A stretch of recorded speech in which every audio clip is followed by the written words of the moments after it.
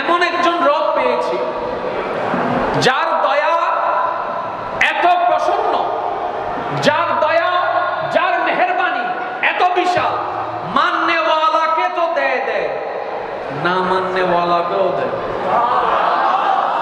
মন মতো সুবহানাল্লাহ আমি পাই নাই। जो मानते हैं उसको भी देते हैं, जो नहीं मानते उसको भी देते हैं। ऐसा करीम है मेरे हमारे रब। আমার মনে হয় আপনারা আওয়াজ মনে হয় শুনতে পাচ্ছেন না। যদি শুনে থাকেন একটু রিপ্লাই দিবেন। এদিকের ভাইরা আপনারা কি আওয়াজ শুনতে পাচ্ছেন? শুনতে পাচ্ছেন তো? একটু খেয়াল করবেন, মনোযোগ মনোযোগ। একটু বসে যান। মাশাআল্লাহ। আমার মুখে মুখে একটু সবাই মিলে বলবেন আল্লাহ। হয় না? আরেকটু আল্লাহ। এবার আমি প্রশ্ন করবো, আপনার উত্তর দিবেন। আমাদের রবকে, রিজিক দাতাকে, দয়া করনেওয়ালাকে, জীবন দাতাকে, মত দাতাকে, সম্মান দাতাকে, ধন দাতাকে, সন্তান দাতাকে, রিজিক দাতাকে, সৌন্দর্য দাতাকে, জ্ঞান দাতাকে, বরকত দাতাকে, স্ত্রী দাতাকে, স্বামী দাতাকে, মা দাতাকে, বাবা দাতাকে, জমি দাতাকে, বাড়ি দাতাকে, টাকা দাতাকে, শক্তি দাতাকে, জ্ঞান দাতাকে, সমস্ত রোগ থেকে আরোগ্য করনেওয়ালাকে। এই কথা নিয়ে কারো কোনো দ্বিমত? এবার আমি যতগুলো শব্দ এখানে বলেছি, এই সমস্ত শব্দের সাথে আমাদের চাহিদার সাথে সম্পর্ক আছে না নাই? সুস্বাস্থ্য আমরা চাই,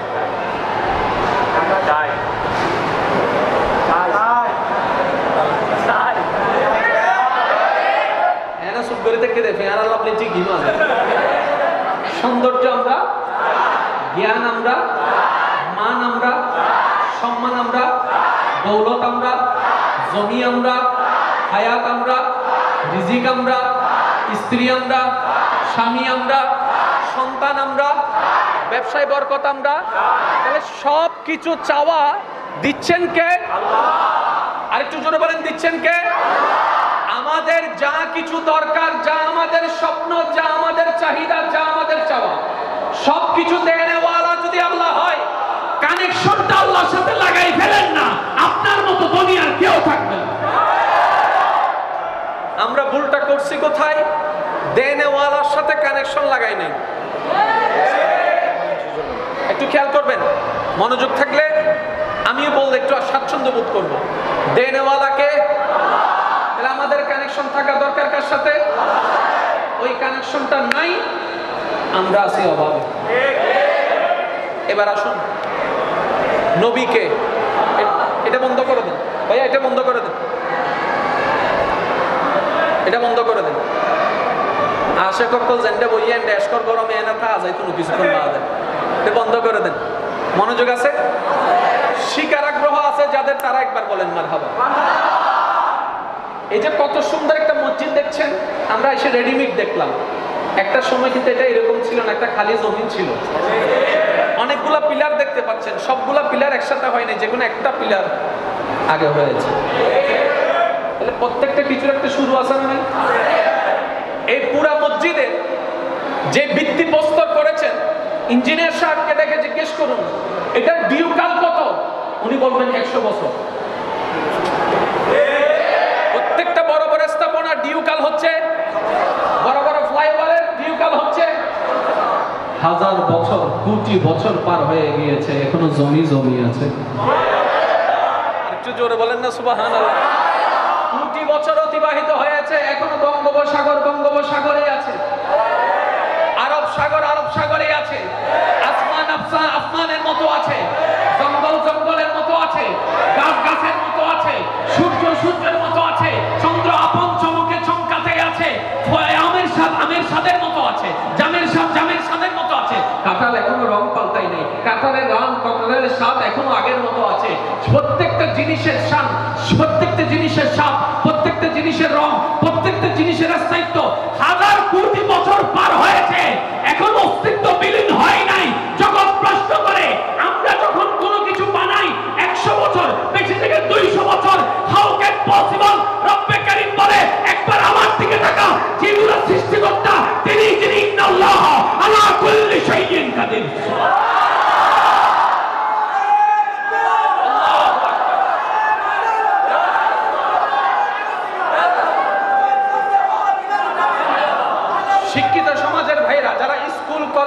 ইউনিভার্সিটি মাদ্রাসায় পড়ালেখা করেছেন, করছেন, বিশেষ করে আপনাদের মনোযোগ, কারণ আমি বিশ্বাস করি আজকের দিনের যুবক আল্লাহ চাহে তো আগামী দিনের ইসলামের এক একটা কুটি হয়ে যাবে।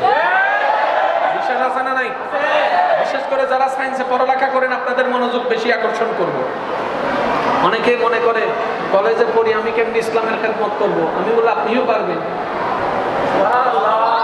না। সুবহানাল্লাহ বের আইদনিও ভাই করে যে হইও দেখা হইতে এইসে ইয়নো হদ সব সিনেঙ্গে মানুষ ইন্দে কিপতে জীবন অন্য দেখি সিনেঙ্গে মানুষ তো মন বড় সিধা গন্ডর কাহিনী ন দেখো না ভাই এজন্য মাদার তো বোট লইতে এগিয়ে রক্ত হাত তুলাইব আয়ু, আরেকজন হয়তো ওষুধ হাত তুলাইব আয়ু, রিক্সাওয়ালা পর্যন্ত হতে 12 লাখ দুনো চল এনে দিয়ে করে সারা বাংলাদেশের মধ্যে একটা নজির স্থাপন করেছে আমাদের চট্টগ্রামবাসী ভাইয়েরা। কথা অন্যতম অবদান রেখেছে তাদের মধ্যে যারা গৌসিয়া কমিটি বাংলাদেশে আছে না নাই?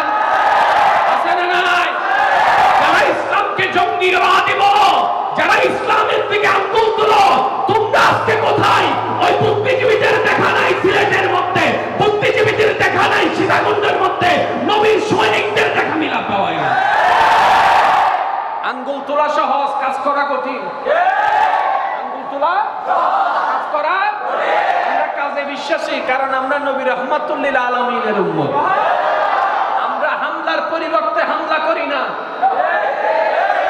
আমরা মামলার পরিবর্তে মামলা করি না, আমরা সব জায়গায় চুপ থাকি, কিন্তু কয়েকটা জায়গা আছে যেখানে আমরা চুপ থাকি না। বাবাকে গালি দাও মাফ করে দিব, দাদাকে গালি দাও মাফ করে দিব, কিন্তু নবী রাহমাতুল লিল আলামিন নিয়ে একটা কথা বিরোধিতামূলক বললে ছাড় দেওয়া হবে না।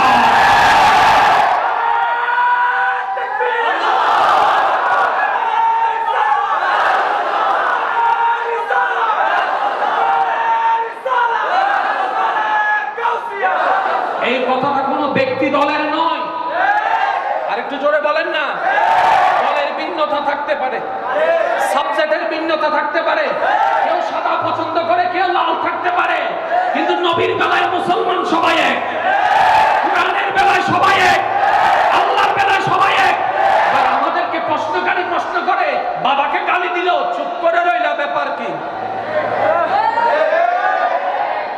আমরা বললাম শ্রদ্ধার সাথে, বাবা আমাদের জান, ঈমান নয়।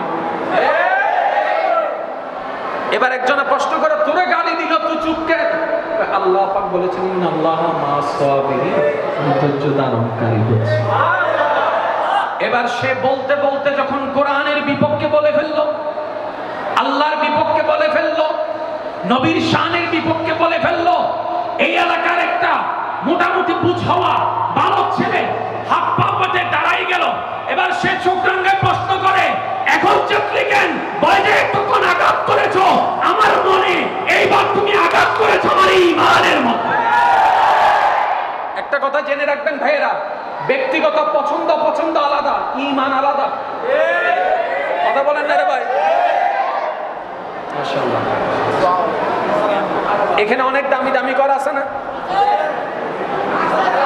কোটি কোটি টাকার ঘর আছে না, অনগর যাবে সময় সুমা হাইও না, কিন্তু ইয়ানার বলছো না হাই তো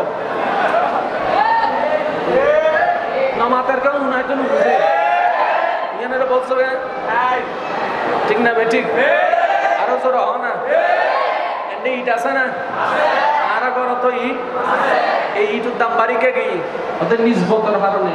নিসবতটা কি? ওদের ইটিএন আল্লাহর ঘর লাগি, ঘর কান হার আল্লাহ। একটু খেয়াল করবেন, আল্লাহর ঘর দুইটা শব্দ, আল্লাহর ঘর। তাহলে এটা কি ঘর, এটা কি কার? এবার খেয়াল করেন, ঘরটা যখন আব্দুল্লাহর, ঘরটা যখন অমুকের, ঘরটা যখন অমুকের, ঘরটা যখন মেম্বারের, ঘরটা যখন হুজুরের, ঘরটা যখন মুয়াজ্জিনের, ঘরটা যখন মুফতির, ঘরটা যখন আল্লাহ, ইট দামি, মোজাইক দামি, টাইলস দামি, চেয়ার দামি, মিম্বর দামি, মেহরাব দামি, লাঠি দামি, লাইট দামি, ফ্যান দামি। তার মানে যেটা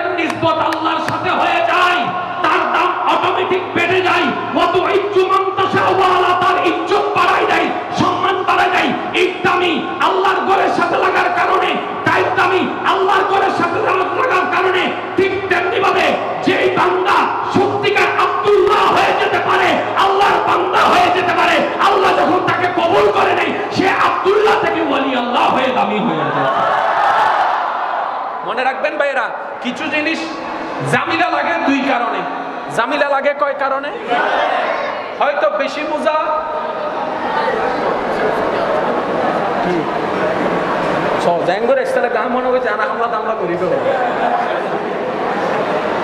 জামিলা লাগে কয় কারণে? আজকে আমি ওয়াইজ করবো না, যা ওয়াইজ করেন আমার বাইরে করবে, আমি শুধু আপনার সাথে একটু কথা বলতে এসেছি। হয়তো বেশি বুঝবেন, না হয় কম বুঝবেন। বাসা থ দে নাক সিমিলে দুধ সরোবর বেশি বুঝলেও জামিলা। যেন যারা বিয়ে করছি তারা জানে বউ কলে কেনা হদুনে বেশি বুঝো, হদুনে বেশি বুঝো তো জামাইরও জ্বালা, কম বুঝো তো জামাইরও আরো জোর হও না। ঠিক তেমনি ভাবে ইসলামের ভিতরও বেশি বুঝলেও জ্বালা, কম বুঝলেও জ্বালা।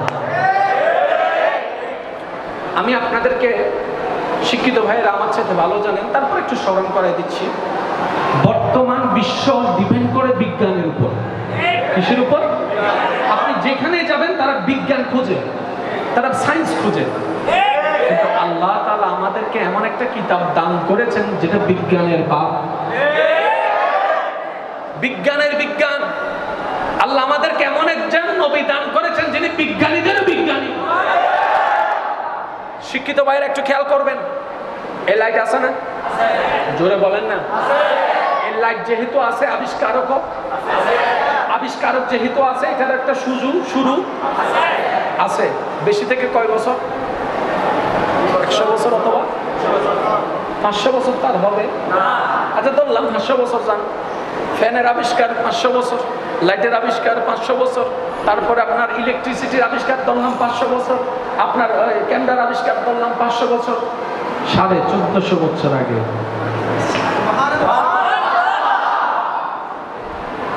আপনার কাছে যে কোরআনটা আছে সেটা কেমন কিতাব জানেন? পৃথিবীর বুকে আপনি যখন কারোর সাথে তর্কের মধ্যে যাবেন, কোন বইকে হারাই দিতে পারে। মনে করেন আপনি আপনার জ্ঞান নিয়ে এসেছেন, কিন্তু আমার কাছে যেটা আছে সেটা আপনার কাছে নাই, কিন্তু আপনি চ্যালেঞ্জ করে চলে আসলেন। আসার পরে অন দ্য স্পটে দেখলেন আপনার চাইতে আমি 2 লাইন বেশি বুঝি। কিতাব আমার কাছে ওইটা আছে যেটা আপনার কাছে, আপনি আমার কাছে হেরে যাবেন। কিন্তু এমন একটা কিতাব আছে যেটা নেওয়ার মতো নিতে জানলে মুসলিমরা কখনো হারবে না, মানুষ কখনো পরাজিত হবে না। ওই কিতাবের নাম আল কোরআন। শুধু না বুঝার কারণে আজকে আমরা ঝগড়া করি। এখন সব ক্লিয়ার হয়ে যাবে। আমি প্রথমে বলেছি আমার কোনো কথা গ্রহণ করার দরকার নেই, শুধু ভেবে দেখবেন ইসলাম কি শান্তির না অশান্তির। আপনাদের যার যেটা মন চাই সেটাই বলবেন, সবাই স্বাধীন। ইসলাম কি শান্তির না অশান্তির? ইসলাম এসেছে শান্তি প্রতিষ্ঠা করার জন্য নাকি অশান্তি করার জন্য?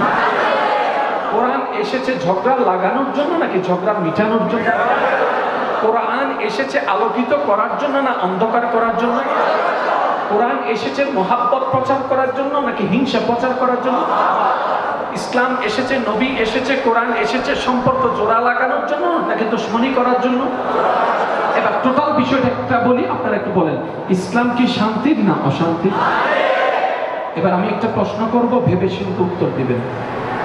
ইসলাম শান্তির কোনো সন্দেহ নেই, কিন্তু বর্তমান ইসলাম, আমি বলবো না আপনারা বলবেন।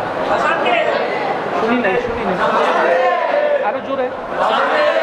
বেজালটা লাগলো কোথায়? আল্লাহর দোষ, নবীর দোষ, কোরআনের দোষ, কাদের দোষ? কারের দোষ? এবার এই আমাদের কারা সেটা যদি আপনি খুঁজতে যান, সেখানে আরেক ঝগড়া। এটা হবো তাই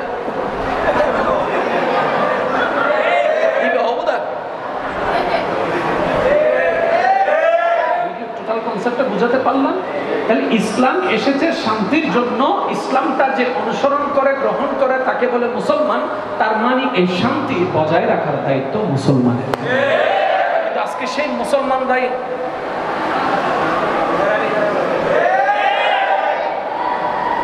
প্রবলেমটা কোথায় মনে রাখবেন, আমরা কোরআন বুঝার মতো বুঝতে পারি নাই, নেওয়ার মতো নিতে জানি না, নবীকে পাওয়ার মতো পাইতেও জানি নাই, বুঝার মতো বোঝার চেষ্টাও করি না। আমরা একটা সূত্র শিকার জন্য a plus b whole square a square plus twice ab plus b square এর যুবক ভাইরা কথা বলেন না কেন? sin theta cos theta cosec theta মুখস্থ করার জন্য যেই পরিমাণ পরিশ্রমটা আমরা দিয়েছি কোরআনের আয়াত বোঝার জন্য তার 10 ভাগের একটা টাইমও আমরা দিতে জানি। অথচ আপনার কাছে এমন একটা কিতাব আল্লাহ দিয়েছেন যেটার নাম আল কোরআন, যেটার নাম আল ফুরকান, এমন একটা কিতাব যেটার মধ্যে সায়েন্সের কথা আছে, আর্টসের কথা আছে, কেমিস্ট্রির কথা আছে, বায়োলজির কথা আছে, ম্যাথমেটিক্সের কথা আছে। কোরআন এমন একটি কিতাব যে কিতাবের মধ্যে গ্রহ নক্ষত্রের তত্ত্বের কথা আছে। কোরআন এমন একটি কিতাব যে কিতাবের মধ্যে জমিনের কথা আছে। কোরআন এমন একটি কিতাব যে কিতাবের মধ্যে জমির তলদেশের কথা আছে। কোরআন এমন একটি কিতাব যে কিতাবের মধ্যে আসমানের কথা আছে, দ্বিতীয় আসমানের কথা আছে, তৃতীয় আসমানের কথা আছে। সুবহানাল্লাহ বলেন না? চতুর্থ আসমানের কথা আছে। কোরআন এমন একটি কিতাব যে কিতাবের মধ্যে হাজার লক্ষ কোটি মাইল দূরে সিদরাতুল মুনতাহার কথা উল্লেখ করা আছে। কোরআন এমন একটি কিতাব যে কিতাবের মধ্যে আজকাল জান্নাতের কথা উল্লেখ করা আছে, জান্নাতের সৌন্দর্যের কথা উল্লেখ আছে, জান্নাতের নহরের কথা উল্লেখ আছে। কোরআন এমন একটি কিতাব যে কিতাবের মধ্যে জাহান্নামের ভয়ানক দৃশ্যের কথা উল্লেখ করা আছে। কোরআন এমন একটি কিতাব যে কিতাবের মধ্যে জাহান্নাম কেমন হবে সেটার দৃষ্টান্ত উল্লেখ করা আছে। কোরআন এমন একটি কিতাব যে কিতাবের মধ্যে আদম নবীর কথা আছে, মূসা নবীর কথা আছে, ঈসা নবীর কথা আছে, দাউদ নবীর কথা আছে, ইব্রাহিম নবীর কথা আছে, ইসমাঈল নবীর কথা আছে, ইসহাক নবীর কথা আছে, ইউসুফ নবীর কথা আছে। কোরআন এমন একটি কিতাব যেই কিতাবে নাই বলতে কিছু নাই, আপ টু বটম, শুরু থেকে শেষ সমস্ত জ্ঞান আল্লাহ কোরআনের মধ্যে দান করেছেন। মসজিদ দেন হলে কিন্তু বোম মারি দিতাম, ভাই আওয়াজ জোর হয় আর কেন জোরে, আরেকটু জোরে। আচ্ছা, আপনার বাড়ি কোথায়? অমুক জায়গায়। অমুক জায়গায় কোথায়? অমুক গ্রামে। অমুক গ্রামের কোথায়? ওই উন্দি ফিসুদি ভুল হয় বাংলার কেন? ওই উন্দি ফিসুদি। আচ্ছা ঠিক আছে মানলাম, ফিসুদিতে 10 কান ঘর হুন্দি, উইতেরও হিন্দিটা হতে হেরি ঠিকানা আছে না নাই? আর যখন নাম করা কিছু হয়ে যায়, যেমন এস আলম, আর কিছু বলা লাগে না, ওই এস আলম মসজিদের হিন্দি, আর বিস্তারিত বলার দরকার। আচ্ছা, একটা পোকা আছে যে পোকা থেকে রস বের হয়, যে রসটা মানবের জন্য কল্যাণ। আমি বলবো না, আপনারা বলেন, আর একটু জোরে বলেন। মৌমাছি। এটা কি মুসলমানের? মৌমাছি কি মুসলমানের? মৌমাছি কি হিন্দু? মৌমাছি কি বৌদ্ধের? না, মৌমাছি হচ্ছে মানব জাতির। এগুলো একটু জেনে রাখলে আপনাদের জন্য বুঝতে সহজ হবে। আমার কথা বলতে কষ্ট হচ্ছে কারণ আমি সচরাচর ঈদের পরে কিংবা এই কোরবানি মহরমের আগে আমি কোনো মাহফিল রাখি নাই। এটা মহাব্বতের কারণে রেখেছি মাহফিল। আমি কিন্তু আপনারা যারা অনলাইনে অ্যাক্টিভ থাকেন তারা জানেন, এই গত মাস 2 মাসের মধ্যে আমাকে লাগাতার কোনো মাহফিলে দেখছেন আপনারা? না, আমি একটু কিতাব রিসার্চের একটু সময়ের দরকার, গবেষণার একটা সময়ের দরকার, আর পরিবারকেও একটা সময় দেওয়ার দরকার। সবকিছুই কিন্তু ইসলামের অংশ। সুবহানাল্লাহ বলবেন না? আচ্ছা ঠিক আছে, এবার আমি কিছু প্রশ্ন করবো, আপনারা উত্তর দিবেন। এই মৌমাছি থেকে বের হয় মধু, আর এই মধুর ব্যাপারে ডাক্তাররা বলছে মানব জাতির রোগের চিকিৎসা মধুতে আছে। কে বলছে? ডাক্তার। কে বলছে? এই ডাক্তারের কাছে কি শুধু মুসলমান গোষ্ঠী যায় নাকি সবাই যায়? এই বিজ্ঞানটা কি মুসলমানের না সবার? Okay fine. এবার মধুটা হয় কোন জায়গার থেকে? জোরে বলতে হবে। এবার আমি কিছু প্রশ্ন করব, আপনারা আমাকে উত্তর দিবেন। এই মৌমাছি ঘর বাঁধে কি বাঁধে না? আপনার জানা মতে মৌমাছি কোথায় কোথায় ঘর বাঁধে? গাছে, ডালে, আর ঘরের বসন গরম বিধি সাদর বিধি মদন মৌমাছি কয়টা জায়গা পাইলাম? জোরে বলেন, আরেকটু জোরে বলেন, আরেকটু জোরে বলেন। একটা জায়গা হচ্ছে পর্বত গ্রহে, পাহাড়ে, গুহায়, আরেকটা হচ্ছে গাছে, আরেকটা হচ্ছে মানুষের ঘরের ছাদে। এই 3 জায়গা ছাড়া মৌমাছিকে কোথাও ঘর বাঁধতে দেখেছেন? আমি আপনাদের আওয়াজটা একটু শুনতে চাচ্ছি। মৌমাছিকে কোনো বিশ্ববিদ্যালয়ে পড়েছে? কোনো হুজুরের কাছে অধ্যয়ন করেছে? কোরআন পড়ার সৌভাগ্য হয়েছে? হাদিস পড়ার জন্য কোনো সুযোগ পেয়েছে? কোনো টিচারের কাছে সে প্রাইভেট পড়ার কোনো সুযোগ হয়েছে? তার মানে তার কাছে দুনিয়া থেকে জ্ঞান নেওয়ার কোনো সুযোগ ছিল। তারপরও সেই মৌমাছি আপন জ্ঞানে 3 জায়গার বেশি কোথাও ঘর বাঁধে না। একটা হচ্ছে পাহাড়ের গুহায়, আমি বলছি আপনারা করবেন, পাহাড়ের গুহায়, গাছে, মানুষের ঘরের চালে, এই 3টা জায়গা ছাড়া মৌমাছি কোথাও ঘর বাঁধে না। এটা সবাই জানেন, আপনি শুনলে অবাক হয়ে যাবেন। কোরআন কেমন কিতাব! ছোট্ট থেকে ছোট্ট বিষয় পর্যন্ত যেখানে নোট করা হয়, মার্ক করা হয়, এটার নাম আল কোরআন। মৌমাছিকে জিজ্ঞেস করলাম, ও মৌমাছি, এই 3 জায়গা ছাড়া ঘর বাঁধো না কেন? বলে যে বাঁধার ইচ্ছা নাই। আমরা বললাম অনেক জায়গা আছে, বাঁধো। বলে যে দরকার নাই। ও মৌমাছি কেন? বলে যে 3টা জায়গায় আমাদের পছন্দ। ও মৌমাছি কেন? বলে যে যিনি আমাদেরকে সৃষ্টি করেছেন। মন মতো হয় না, একটু জোরে। যিনি আমাদেরকে সৃষ্টি করেছেন ওই রব আমাদেরকে শুধু 3টা জায়গার পারমিশন দিয়েছেন, 4র্থ নাম্বার কোন জায়গার পারমিশন দেয় নাই। তাই মৌমাছি কিয়ামত পর্যন্ত এই 3 জায়গা ছাড়া 4র্থ জায়গাও কোথাও ঘর বাঁধবে না। এবার আল্লাহর নিদর্শনটা, আল্লাহর নির্দেশটা কোথায় পাওয়া যাবে? সূরা নাহল আয়াত নাম্বার 68। সুবহানাল্লাহ না হক? সূরা নাহল, বলেন বলেন, সূরা আয়াত নাম্বার 68। ওয়া আওহা রাব্বুকা ইলান নাহলে আনিত্তাখিযি মিনাল জিবালে বুয়ুতান। সূরা নাহলের 68 নম্বর আয়াতে মৌমাছি যে থিওরিতে ঘর বানায়, কোরআনে সেটা 1400 বছর আগে আল্লাহ উল্লেখ করে দিয়েছেন। মৌমাছির তত্ত্ব কোরআন থেকে বাদ। কোরআনে বলেন না মৌমাছির তত্ত্ব কোরআন থেকে বাদ। আপনারা শুনলে আরো অবাক হয়ে যাবেন, এই লাইটের তত্ত্ব কোরআনে আছে।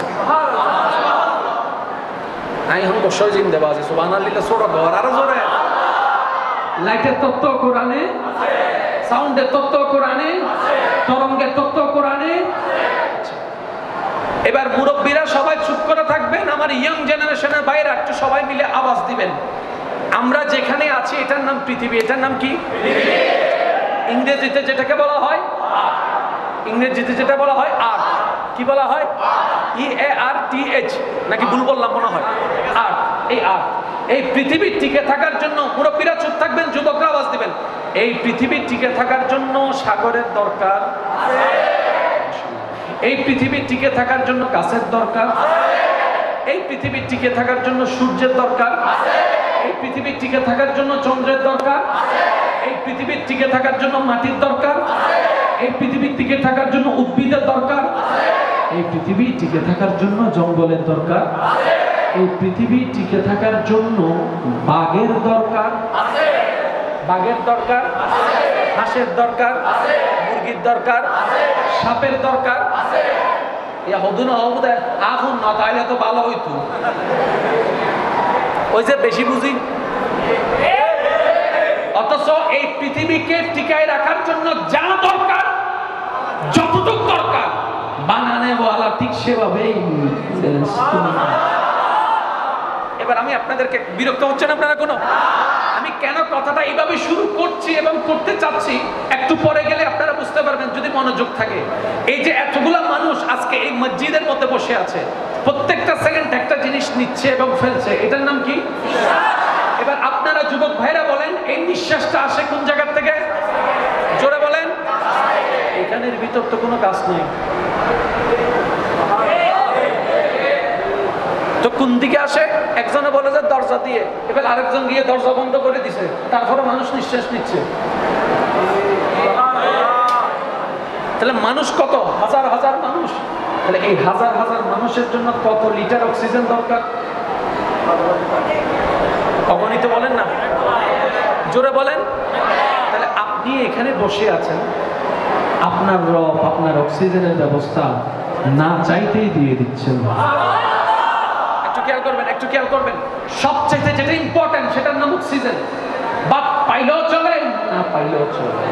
পানিও কিছুটা না পাইলে চলে, কিন্তু অক্সিজেন না পাইলে। এবার আমি প্রশ্ন করি, যুবক ভাইরা উত্তর দিবেন। এই অক্সিজেন কি শুধু মানুষের দরকার নাকি সমস্ত প্রাণীর দরকার আছে? গরুরও দরকার, ছাগলেরও দরকার, হাঁসেরও দরকার, সাপেরও দরকার, হাতিরও দরকার। প্রত্যেকটা প্রাণীর যদি অক্সিজেনের দরকার হয়, তাহলে প্রতি সেকেন্ডে কত হাজার টন লিটার অক্সিজেন দরকার? ক্যালকুলেটর থেমে যাবে, ক্যালকুলেটর থেমে যাবে, হিসাব বিজ্ঞানের হিসাব থমকে যাবে। আপনার কাউন্টিং সম্ভবপর নয়। এত হাজার টন লিটার অক্সিজেন দরকার, কিন্তু এখনো পর্যন্ত আমরা কোথাও শুনতে পাই নাই অক্সিজেনের ঘাটতি দেখা গেছে। শোনা গিয়েছে মেডিকেল অক্সিজেন নাই, শোনা গিয়েছে হসপিটালে অক্সিজেন নাই, কিন্তু আপনি যখন ঘরে অক্সিজেন সেখানে, আপনি যখন মাঠে অক্সিজেন সেখানে, আপনি যখন জঙ্গলে অক্সিজেন সেখানে, আপনি যখন সাগরে অক্সিজেন সেখানে, আপনি যখন প্লেনে অক্সিজেন সেখানে। আল্লাহু আকবার।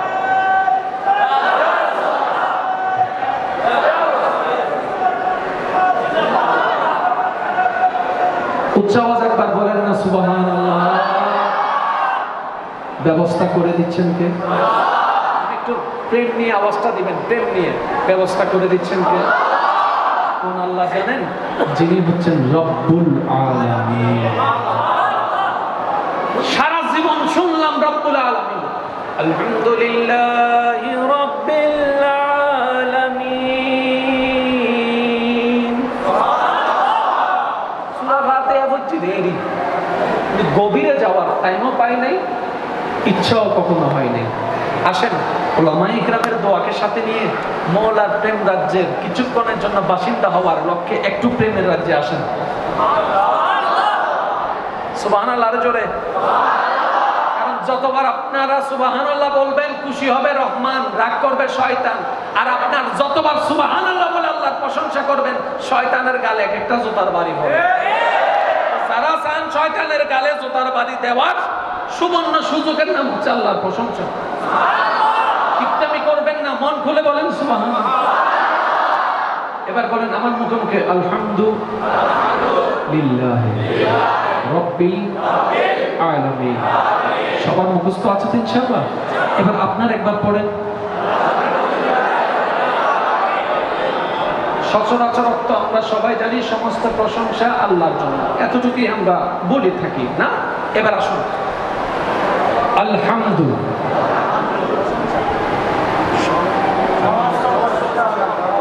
তো প্রশংসা এগুলো কার জন্য? আল্লাহ নিজেই বলছেন লিল্লাহে। সুবহানাল্লাহ বলেন। আল্লাহ নিজেই বলছেন সমস্ত প্রশংসা লিল্লাহে, আল্লাহর জন্য। এবার প্রশ্নকারী প্রশ্ন করে আল্লাহ তাকে। প্রশ্ন একটা আছে না নাই? কথা বলেন না ভাই। আর বাপরে চিনিস না, তোর বাপ হন। যে চিনি সে কিন্তু বলবে না, যে চিনে না সে প্রশ্ন করবে তোমার বাপকে। এবার বান্দা বলে সমস্ত প্রশংসা আল্লাহর জন্য। প্রশ্নকারী প্রশ্ন করে আল্লাহ তাকে। আল্লাহ উত্তর নিজেই স্বীকার দিচ্ছেন রব্বিল আলামিন। বান্দা তুমি বলো ওই আল্লাহ হচ্ছে আলামিনের রব। আলামিনের, সবাই মিলে বলেন আলামিনের। আরো জোরে বলেন আলামিনের। আলামিনের রব কাকে বলে? আমরা তো জানি আল্লাহ সৃষ্টিকর্তা, খালেক, কিন্তু আল্লাহ এখানে খালেক বলেন নাই। আমরা তো জানি আল্লাহ রহমান, আল্লাহ এখানে রহমান বলেন নাই। আল্লাহ একটা শব্দ ব্যবহার করেছেন, শ্রদ্ধার সাথে বলছে, একটু মনোযোগ দেন। আল্লাহ পাক বলছেন রব, রব, রব, র ব, রব, রা বা, রব। রব মানে পালন কর্তা। পালন কর্তা মানে কি জানেন? ওই যে অনেক সময় আমাদেরকে মুরব্বীরা বলে না, তোরা লালি ভালি আয় বড়। এবার আসুন নবীর কাজ কি? বান্দাকে আল্লাহর করে দেওয়াই হচ্ছে নবীর কাজ। অথচ সেই জিনিসটা না বুঝার কারণে আমরা নবী নিয়ে ঝগড়া করি। আল্লাহ বান্দা, আল্লাহ নবীকে পাঠালেন। নবীর কাজ কি? বান্দাকে আল্লাহর করা। নবীর কাছে, উনি আল্লাহর করে দিলেন। ওমর গেলেন বান্দা নবীর কাছে, ওমরকে আল্লাহর করে দিলেন। তাহলে নবীর কাজকে আল্লাহর সাথে কানেকশন লাগাই দেওয়া, এছাড়া দ্বিতীয় কোনো কাজ, এছাড়া দ্বিতীয় কোনো কাজ। ওই নবীকে না বুঝার কারণে আমরা প্রেমটাও করতে জানি নাই, কানেকশনও লাগাইতে। বিরক্ত হচ্ছেন আমি বুঝতে পারছি, কারণ আমরা তো ওই একটা গতানুগতিক আলোচনায় মানে ঢুকে গিয়েছি, মানে ঘটনা আসতে হবে, হ্যাঁ কিছু এরকম আসতে হবে, নাহলে আমাদের ওয়াইজের মতো লাগে না। আপনারা শুনলে অবাক হবেন, দিন দিন নাস্তিক বেড়ে যাচ্ছে। মুরব্বীরা না জানো, যুবকরা জানেন, দিন দিন নাস্তিক বেড়ে যাচ্ছে। ঢাকার মধ্যে যাইয়া খবর নিয়ে দেখেন, রমজানে রোজা রাখে নাই অনেক অনেক ফ্যামিলি আছে। তো ওই ভাইরাস কিছুদিন পরে যে সিটাঙে আসবে না, গ্যারান্টি কি? এখন থেকে যদি সোচ্চার না হন, আফসোস করা ছাড়া দ্বিতীয় কোনো উপায় থাকবে না। ইসলামকে প্রেজেন্ট করার হাজারটা মাধ্যমের একটা মাধ্যমের নাম হচ্ছে ওয়াইজ মাহফিল। এই ওয়াইজ মাহফিল যদি তর্কাতর্কি চলে, এই ওয়াইজ মাহফিলের মধ্যে যদি গুতাগুতি চলে, এই ওয়াইজ মাহফিলের মধ্যে ধাক্কাধাক্কি চলে, এগুলো ভিডিও আকারে ফেসবুকে যাবে, ইউটিউবে যাবে। ওই নাস্তিকরা আমাদের কিছু অবুঝ মুসলমানকে দেখাই দেখাই বলবে, এই দেখো মুসলমানরা ঝগড়া করে, এটা কখনো ধর্ম হতে পারে না, তাদেরকে সবাইকে নিয়ে যাচ্ছে তাদের দল। সুতরাং ইসলামকে প্রেজেন্ট করতে হবে বিজ্ঞানের আলোকে, যে কোনো সমাজের ভাইরে এটা গ্রহণ করতে বাধ্য হয়ে যাবে। আর একটু জোরে বলেন।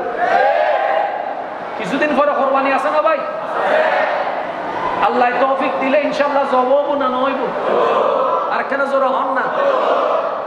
কোরবানির দিন পুরো জবা করিবেন না। কিয়া বিধান হনে দি ইসলাম, বিধান হনে দি জোরে হন না, বিধান হনে দি। শুনেন মজার বিষয়,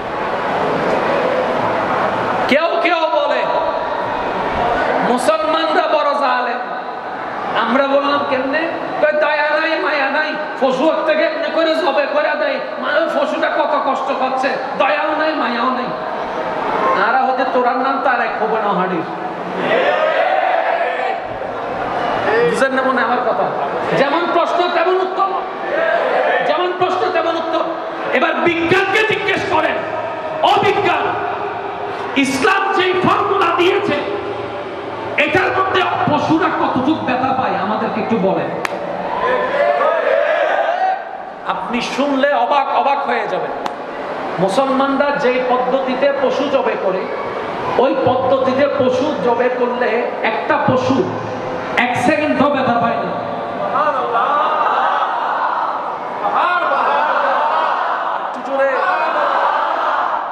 ইসলামের নিয়মে যদি কেউ পশু জবা করে, ওই পশু 1 সেকেন্ডও ব্যথা পায় না। দ্বিতীয় নম্বর, ওই পশুর গোশত কখনো বিষাক্ত হয় না। অনেকে বলবে এটা কেমনে, বুঝলাম না। এবার আসেন, অনমিককে বাড়ি হাইলে রক্ত জমাটো না ভাই, জেন্ডে রক্ত জমাটো এন্ডে সাদা হয়েছে রুমাল্লা। এই রক্ত এবার আর কি রক্ত হয়? মশা রক্ত, মরা রক্ত। অবদ্দা ইনসামাটকেও কি হাতা হাই দিউকে ধাক্কা, কথা বলেন না? এগুলো জানার দরকার আছে না? ও যুবক ভাইয়ের একটু খেয়াল করবেন, আমরা কোনো ধর্মকে ছোট করি না।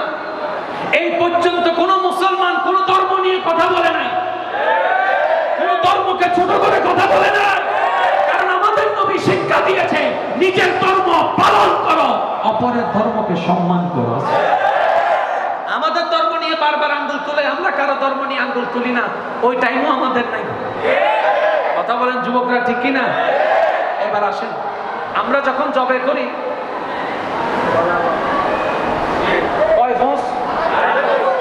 আর আমরা সবাই জানি জবে করার আগে সবাই বলে তারা বালা করে দাঁত দিয়ে এলো, পশু যেন কষ্ট না পায়। বলি কি বলি না? এবার আসেন, আপনি নিজে দেখবেন আপনার এই জায়গায় 2টা রগ আছে,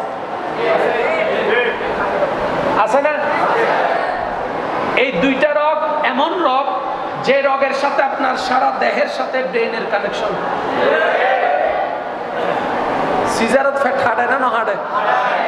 এর খবর না, অপারেশন গরিবের সময় টাইম হাঁটি বেলাতে খবর না, ইয়া ব্যস্ত ঈদে ব্যস্ত হইলে আর হনো খবর, ব্যস্ত হইলে আর হনো খবর, জোরা হন করি ব্যস্ত হইলে আর হনো খবর। এবার আসেন, এই চিমটি দিলাম, ব্যথাটা কিন্তু আমি এখানে পাইনি, কিভাবে পেলাম দেখেন। হাত যখন এখানে গেল, চামড়াকে যখন মাত্রা অতিরিক্তভাবে প্রেসার দিল, ওইটা ব্যথায় যখন রূপ হলো, এই চামড়ার মধ্যে যেই পার্টগুলো আছে, চামড়ার মধ্যে যেই রগগুলো আছে, ওই ব্যথাটা আমাকে এখান থেকে ব্রেইনের মধ্যে ট্রান্সফার করছে। ট্রান্সফার করার পর আমি ব্যথা অনুভব করেছি। ব্রেন যদি পাগল থাকে,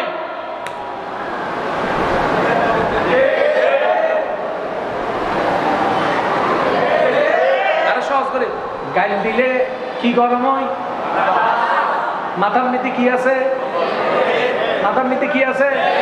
আর তার ব্রেনের স্ত্রী বুক করে তুলো ইতার আর দিন পর গাইল তো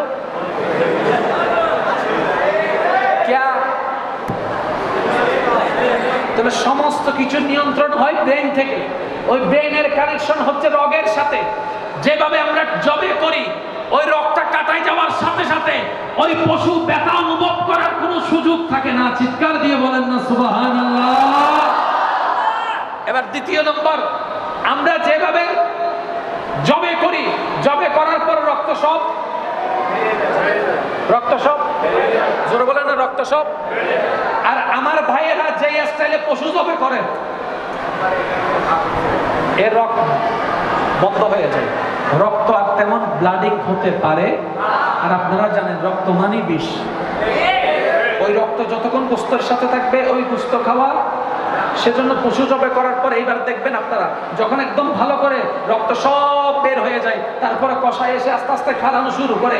আপনি যখন তার পিঠটাকে আপনার পেটটাকে যখন ফাটবেন, তখন দেখবেন রক্ত তেমন অংশ নাই, গোস্তের মধ্যে হালকা হালকা রক্ত, যেগুলো ধুয়ে দিলেই চলে যায়। গোস্ত আপনার জন্য পবিত্র হয়ে যায়।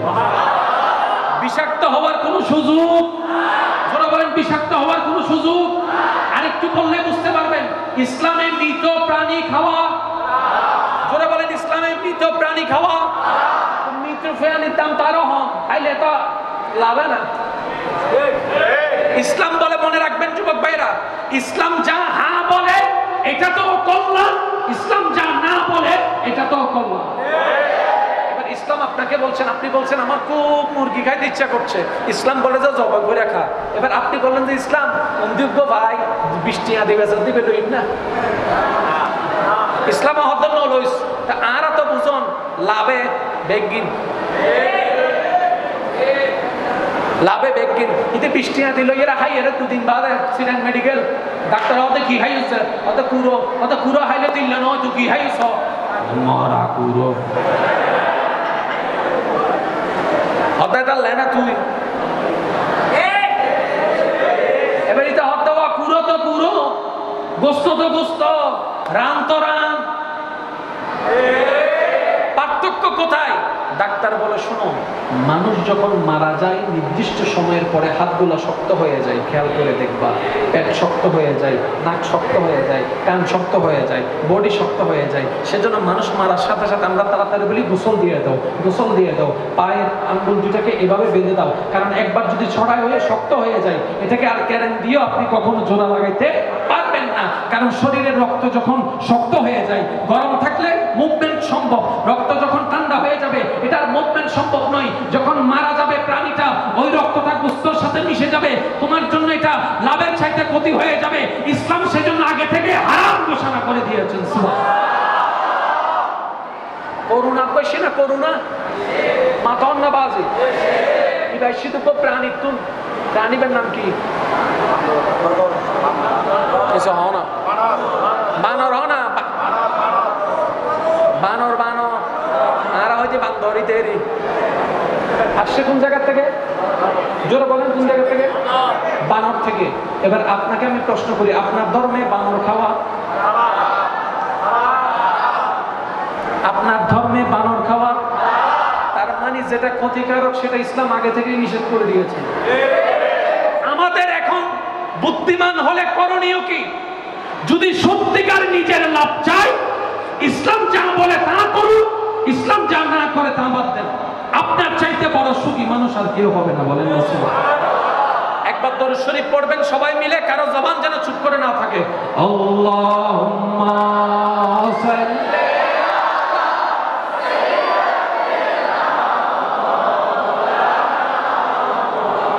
ওয়া আলা আলি মাওলানা। আরেকটু মহব্বতের ঈমানি আওয়াজে আল্লাহুম্মা সাল্লি আলা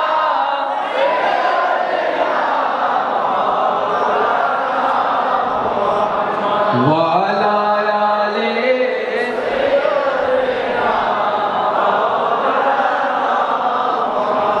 মহব্বতের আওয়াজে একবার বলেন আলহামদুলিল্লাহ। আমি মূল কিছু কথা তুলে ধরছি এই কারণে, আমার ভাই এসে যেন ওই খালটা নতুন করে চাষ করতে না হয়, শুধু উনি রোয়া রোকে যেন চলে যেতে পারে। আমি যা চাষ করার আগে আমি রোয়াটা রোকার ব্যবস্থাটা আমি করে দিই, আমার ভাই এসে শুধু রোয়া রোপণ করবে। আমরা এখন বসে আছি কোথায়? জোরে বলেন না। মাশাআল্লাহ, কত সুন্দর না, কত সুন্দর না। এগুলো মসজিদের সৌন্দর্য নয়। মসজিদের সৌন্দর্য কখন হয় জানেন? যখন মুসল্লি এসে ভরপুর হয়ে যায়। দেখেন আমরা কেউ এখন মুসল্লি না, কিন্তু একটু ডাইনে বামে দেখেন, দেখতেই সুন্দর লাগছে। এবার মনে করেন এখানে কোনো জারবাতি নাই, গম্বুজ নাই, কিচ্ছু নাই, একটা ওই কি জানি বলে টিনের চালের মসজিদ, তারপরও দেখতে একটা স্বাচ্ছন্দ্য বোধ লাগবে, কারণ মসজিদের সৌন্দর্য মুসল্লি দিয়ে হয়। বলেন না সুবহান। এবার এই মসজিদটা এতগুলা জায়গা থাকতে এখানে হলো কেন? বুঝবেন বুঝবেন, একটু খেয়াল করবেন। আরো জায়গা আছে না? ওদিকেও জায়গা আছে না? এই জায়গায় হলো কেন? নিশ্চয় কোন একটা কারণ, নিশ্চয় কোন একটা কারণ। কিছু কিছু জায়গায় গেলে আপনি দেখবেন এমন জায়গায় মসজিদ আপনার বিবেক দেখেই বলে এই মসজিদ এখানে না হলে ভালো হতো। যেমন কিছু কিছু মসজিদ দেখবেন রাস্তার মাঝখানে। মনে রাখবেন ভাইয়েরা, এই মসজিদ যেটা আজকে আপনারা এখন দেখছেন আকৃতিগতভাবে, এই মসজিদের জায়গাটা বরাদ্দ হয়েছে হাজার হাজার হাজার বছর আগে। সুবহানাল্লাহ হয় না? কিভাবে জানার দরকার? যদি শুনতে চান তাহলে বলবো। আমার ভাইরা কি বলেন, বলবো নাকি শেষ করে দিব? শেষ করে দিব। আল্লাহ একদিন ইব্রাহিম নবীকে বলে, ইব্রাহিম আমার জন্য একটা ঘর বানাইতে পারবা? আমি প্রেম দিয়ে বলছি, আপনারা শুধু প্রেম দিয়ে শোনেন। ইব্রাহিম আমার জন্য একটা ঘর বানাবা? ইব্রাহিম বলে, ইয়া রাব্বে কারীম, হুকুম দিলেই করব, কারণ তুমি মালিক, যা বলবা তাই তো করব। তুমি যাই বলবা তাই করব, কিন্তু বানানোর জন্য তো জিনিস দরকার। আর এখানে তো কোনো ইটের দোকান, রটের দোকান, সিমেন্টের দোকান, হেল্পারও মিস্ত্রিও, বানাবো কেমনে? রব্বে করিম বলে, হুকুমদাতা যেহেতু আমি, টেনশন তোমার নয়, ব্যবস্থাটাও আমি রব করে দিয়েছি। একটু মনোযোগ দিয়ে শুনবেন, এটার মধ্যে আপনার জীবনের অনেক প্রশ্নের উত্তর পেয়ে যাবেন।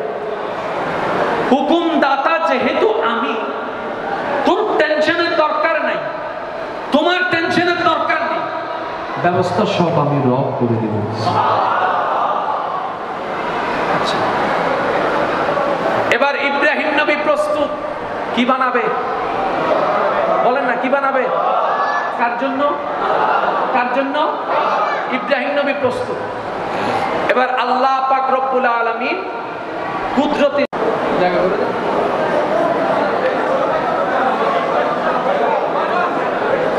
একটু নারে তাকবীর দেন, নারে তাকবীর দেন, নারে তাকবীর দেন। নারে তাকবীর, নারে রিসালাত, নারে গাউসিয়াত, আহলে সুন্নাত ওয়াল জামাত জিন্দাবাদ, জিন্দাবাদ। নারে তাকবীর, নারে রিসালাত, নারে গাউসিয়াত, আহলে সুন্নাত ওয়াল জামাত, উলামায়ে আহলে সুন্নাহ মারহাবা মারহাবা।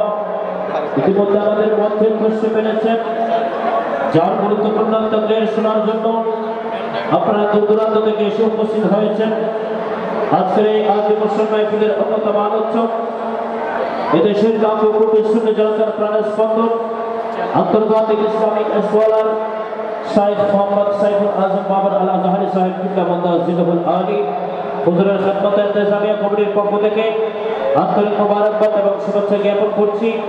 মঞ্চে উপস্থিত হয়েছেন আজকের এই আজীব মাহফিলের সম্মানিত উদ্বোধক, পটিয়া পৌরসভার সম্মানিত মেয়র জনাব মোহাম্মদ আইয়ুব বাবুল সাহেব। মঞ্চে তশরিফ এনেছেন আজকের এই আজীব মাহফিলের অন্যতম অতিথি, আমাদের সকলেরই সুপরিচিত জনাব মোহাম্মদ আমির হোসেন সাহেব সহ অপরাপর অতিথিবৃন্দ, এলাকার গণ্যমান্য ব্যক্তিবর্গ উপস্থিত হয়েছেন। প্রত্যেকের খেদমতে ইন্তেজামিয়া কমিটির পক্ষ থেকে আন্তরিক মোবারকবাদ এবং শুভেচ্ছা জ্ঞাপন করছি। যারা দাঁড়িয়ে আছেন, মেহরবানি করে আপনাদের খেদমতে বিনয়ের সাথে আহ্বান করব, আপনারা বসে আমাদেরকে সহযোগিতা করবেন, মেহফিলের সৌন্দর্য রক্ষা করবেন। আল্লাহুম্মা সাল্লি আলা সাইয়্যিদিনা মাওলানা মুহাম্মদ ওয়া আলা আলি সাইয়্যিদিনা। আজকের মাহফিলের সম্মানিত মেহমানে আলা, আমার প্রাণ প্রিয় শ্রদ্ধেয় বড় ভাই তশরিফ এনেছেন মাহফিলে, স্বাগতম জানিয়ে সবাই একবার প্রাণ মন উজাড় করে বলি মারহাবা। আরেকটু জোরে। আমি সকলের কাছে একটু অনুরোধ রাখবো, ভাইয়েরা নীরবতার সাথে আপনারা একটু বসে পড়েন, তাহলে জিনিসটা সুশৃঙ্খল হবে। কারণ এখন যেটা চলবে সেটা মাহফিল কম, ক্লাস বেশি। সুবহানাল্লাহ বলেন। মাহফিল কম, ক্লাস বেশি, আর আমাদের এখন ক্লাসটাই বেশি দরকার। কি বলেন আপনারা? যুবক ভাইরা আওয়াজ দিয়ে বলেন, ক্লাসের দরকার আছে না নাই? ক্লাসের দরকার আছে না নাই? আল্লাহ পাক এলমের হেলমের মধ্যে আমার ভাইয়ের আরো হাজার গুণ বরকত দান করুক। আমার ভাই যেহেতু উপস্থিত হয়েছেন, আমি আলোচনাকে শেষের দিকে টানছি। শেষ বালোজার সিডিং এ মানুষের আওয়াজ ইল্ল না, আর কেন জোরে? শেষ বালোজার সাউন্ড বক্স আলা ভাই আওয়াজটাকে একটু লাউড করেন। শেষ বালোজার।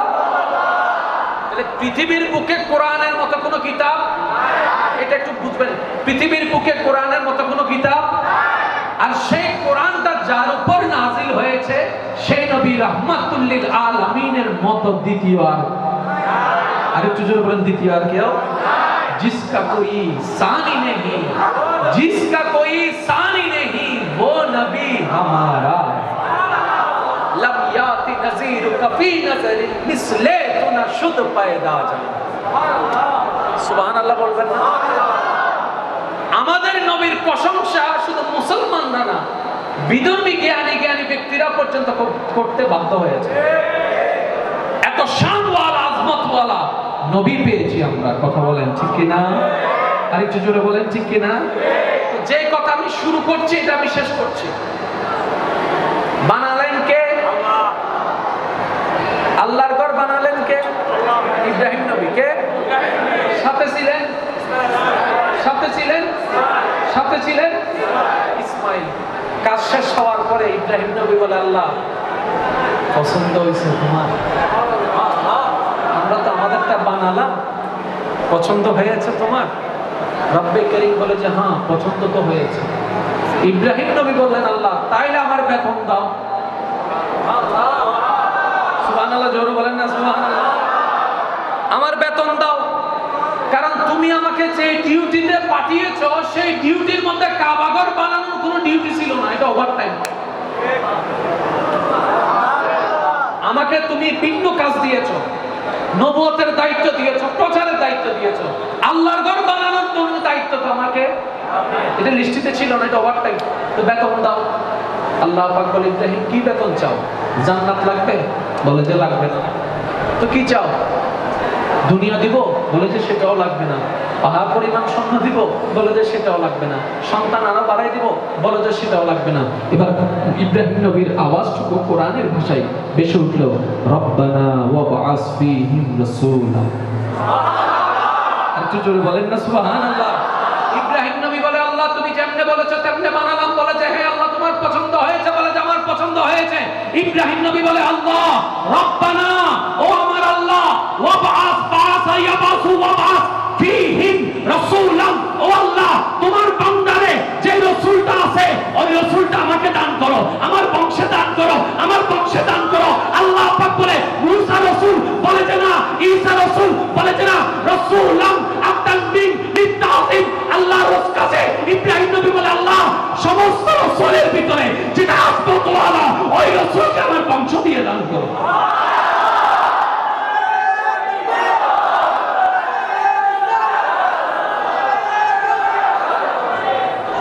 ঘর বানালেন ইব্রাহিম নবী, খেয়াল করবেন, ঘর বানালেন ইব্রাহিম নবী, সাথে ছিলেন ইসমাইল। তাই আমাদের নবী এবং ইসমাইলের মাঝখানে দ্বিতীয় আর কোনো নবী নেই। আমাদের নবী এসেছেন ইসমাইল নবীর বংশে। কারণ কি? ইব্রাহিম নবী যখন দোয়া করছেন সোহবতে ছিলেন ইসমাইল। তো সোহবতের বড় দাম। প্রথমে ছিলাম সোহবত, এখন আসছে সোহবত। সোহবতের বড় দাম। ইব্রাহিম নবী যখন আল্লাহর কাছে দোয়া করছেন, আল্লাহ আমার বংশধর দিয়ে ওই স্পেশাল নবীটাকে রাসূলটাকে দাও। তো কোন বংশে দিব? বলে যে তোমার সাথে দোয়া করার সময় যে ছিল তার বংশে দান করে দিলাম। সেজন্য হাদিস শরীফের মধ্যে আমার নবী প্রায় সময় বলতেন, আমি মুস্তাফা মুহাম্মদ, আমার বাবা ইব্রাহিমের দোয়ার ফসল। ওই যে দোয়া করছে। এবার আসেন মাকাম ইব্রাহিমটা ইজো আছে না নাই? যারা হজে গিয়েছেন আল্লাহ সকলের হজ কবুল করুন। আমরা যারা যেতে পারিনি আমাদেরকে জীবন একবার হলো আল্লাহ পাক যাওয়ার তৌফিক দান করুন। এবার তো যারা হজে আছেন বড় সৌভাগ্যবান, হজ্জে আকবর পেয়েছেন। আলহামদুলিল্লাহ বলবেন না? আরেকটু জোরে বলেন না আলহামদুলিল্লাহ। এই মাকাম ইব্রাহিমটা একটু বিশেষ করে দিচ্ছি, কষ্ট হচ্ছে আপনাদের, বুঝছেন? এই মাকাম ইব্রাহিমটাকে দেখবেন এমন একটা অবস্থানে আছে, বাইতুল্লাহ দরজা বরাবর ওই সেক্টরে মাকাম ইব্রাহিমটা আছে। আর জোরে বলেন না সুবহানাল্লাহ। তো পৃথিবীতে অনেক পাথরের উপর ইব্রাহিম নবী কদম রেখেছেন, কোনো পাথর তো গলেনি। এই পাথর গলল কেন? যখন ইব্রাহিম নবীকে আল্লাহ লিফটার ব্যবস্থা করে দিয়েছেন, উনি গড়টা নির্মাণ করেছেন, তখন কিন্তু পাথর গলেনি।